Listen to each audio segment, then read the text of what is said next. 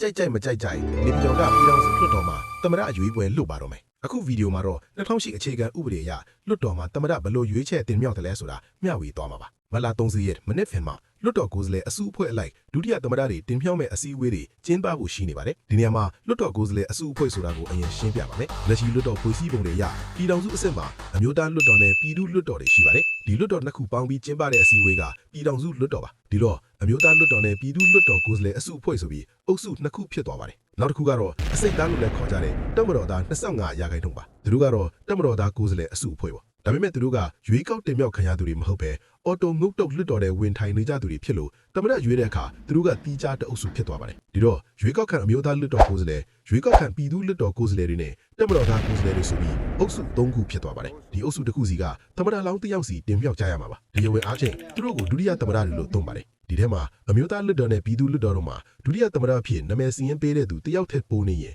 ရွေးကောက်ခံကိုယ်စားလှယ်တွေကြားမဲခွဲဆုံးဖြတ်ကြပါတယ်ဒီလိုဆုံးဖြတ်ချိန်မှာတက်မတော်သားတွေမပါပါဘူးဒါကြောင့်သက်ဆိုင်ရာရွေးကောက်ခံကိုယ်စားလှယ်အစုအဖွဲ့အစည်းအဝေးလို့ခေါ်တာပါ2015တုန်းကပြည်သူ့လွတ်တော်မှာဦးထင်ကျော်ကိုဒုတိယသမ္မတအဖြစ် NLD ကတင်သွင်းပြီးပြည်ခိုင်ဖြိုးကလည်းဒေါက်တာဆိုင်းမော်ခန်းကိုအပြိုင်တင်သွင်းလို့မဲခွဲဆုံးဖြတ်ခဲ့ရပါတယ်ပြီးတော့ဦးထင်ကျော်ယာဒူကနားလို့သမ္မတထက်ရွေးတော့ NLD ကဦးဝင်းမြင့်ပြည်ခိုင်ဖြိုးကဦးတောင်းအေးကိုအမည်စီရင်တင်သွင်းခဲ့ကြပါတယ်ထောက်ခံမဲများသူကအတီးဖြစ်တာမို့လို့လွှတ်တော်ထဲမှာအမတ်နေရာရထားတဲ့ပါတီကတင်းမြှောက်သူကဒုတိယသမ္မတဖြစ်လာပါတယ်အပြိုင်မရှိရင်တော့မဲခွဲဆုံးဖြတ်เสียမလို့ဘူးပေါ့နော်အစိတ်သားတွေကလည်းသူတို့ရဲ့တတ်မှတ်နေရာမှာအစည်းအဝေးလုပ်ပြီးဒုတိယသမ္မတရွေးချယ်ကြတယ်လို့ဆိုတတ်ပေမဲ့တကယ်တမ်းမှာတက်ချုပ်ရဲ့အမိန့်တစောင်းနဲ့တင်သူတို့အတွက်ကိစ္စပြီးပါပါတယ်တက်ချုပ်ရွေးပေးတဲ့သူကအစိတ်သားအစုအဖွဲ့ရဲ့ဒုသမ္မတပေါ့အဲ့ဒီဒုသမ္မတ3ယောက်ကိုကိုယ်စားလှယ်အားလုံးပါတဲ့ပြည်ထောင်စုလွှတ်တော်မှာမဲခွဲရွေးချယ်ပြီးတဲ့အခါသမ္မတဒုတိယသမ္မတ1ဒုတိယသမ္မတ2ဆိုတာတွေဖြစ်လာပါတယ်ဒါလားဆိုရင်သမ္မတရွေးချယ်တဲ့လုပ်ငန်းစဉ်ကိုတိလောက်ပြီလို့ထင်ပါတယ်မိတ်ဆွေတို့ရောဘယ်သူသမ္မတဖြစ်လာမယ်လို့တိထားလဲဆိုတာပြောခဲ့ပါဦး